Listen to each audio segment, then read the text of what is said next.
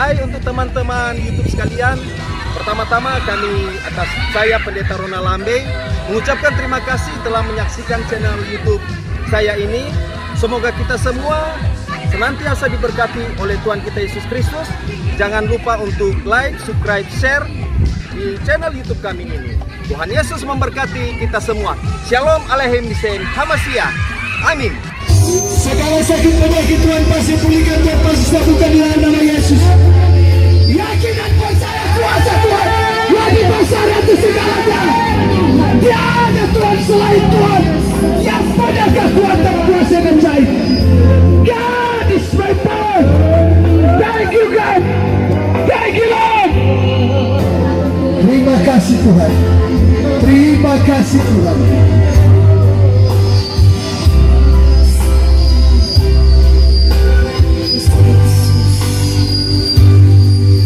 Kasih Allahku sungguhlah terbukti ketika dia serahkan, ketika dia serahkan anaknya. Kasih Allah mau berkorban bagi kau dan aku. Tiada kasih seperti kasih. Bersyukurlah.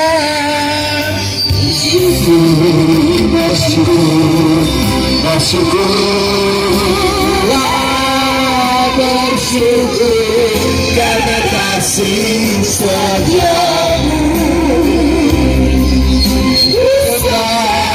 Ku sembah,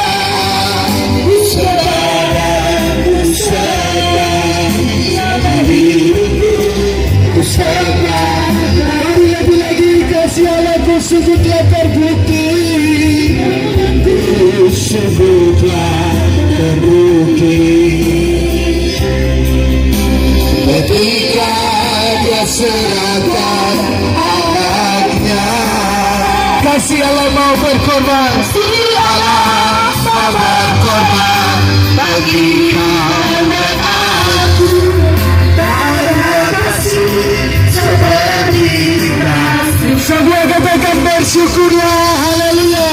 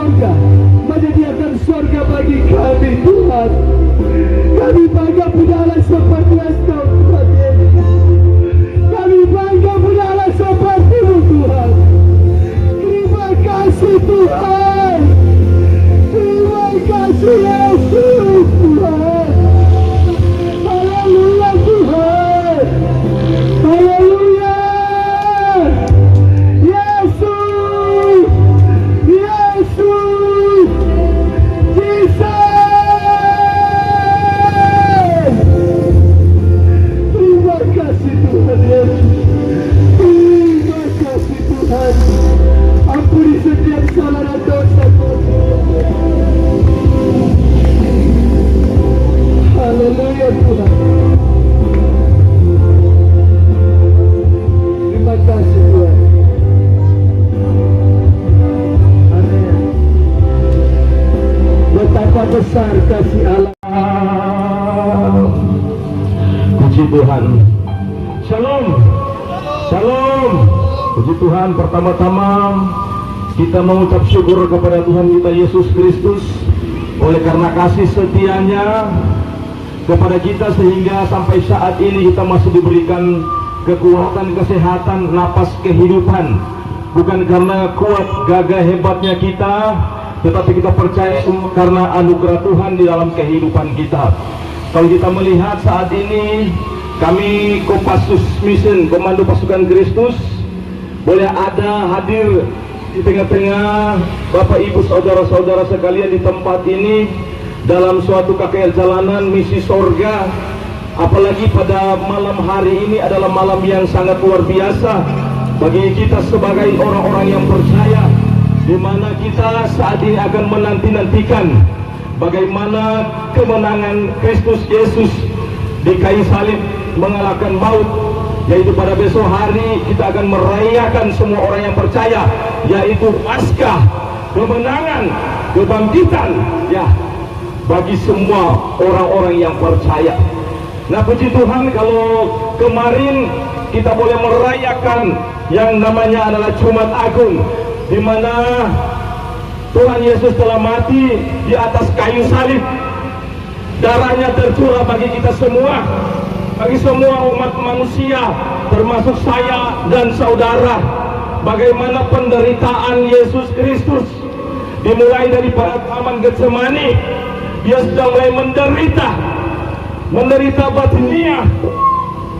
Bagaimana dia sebagai manusia harus mengalami itu dalam penderitaannya sebagai manusia, dalam menuju kepada Golgota, di mana dia dihina, diludahi, bagaimana dia dicambuk, bagaimana dia ditendang, dipakaikan mahkota duri, bagaimana dia paku di atas kayu salib, darahnya tercurah bagi kita semua, bagi semua umat manusia, sebagai tanda penebusan dosa bagi semua orang-orang yang telah melakukan dosa.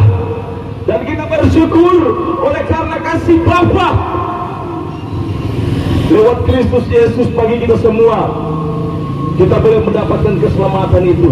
Jadi kita melihat bahwa Paskah itu adalah sesuatu kemenangan bagi semua orang-orang yang percaya kepadanya, di mana dahulu kita telah mati dan saat ini kita telah hidup di dalam Kristus Yesus. Oleh karena hanya anugerahnya kita boleh menjadi bagian di dalam keselamatan yang kekal itu. Amin. Kita boleh menjadi bagian di dalam keselamatan yang kekal itu. Untuk itu biarlah kehidupan kita selalu di dalam Tuhan, menjadi manusia-manusia yang baru yang telah ditebus dengan darahnya yang kudus di atas kayu salib. Untuk kita semua, biarlah kita meninggalkan semua keinginan daging, seperti dalam Roma 6 ayat 13. Biarlah kita menjadi alatnya kebenaran Tuhan, menjadi pelaku-pelaku firman, menjadi surat yang terbuka yang bisa dibaca oleh semua orang, dan nama Tuhan dipermuliakan lewat kehidupan kita. Kita meninggalkan semua kedagingan-kedagingan kita, karena kita dahulu telah mati dan sekarang kita telah hidup di dalam kasih karunia Tuhan. Artinya jangan kita memberikan kehidupan kita untuk menjadi senjata-senjata kelalimannya iblis, senjata-senjata kejahatan, kedagingan untuk mendalakan dosa.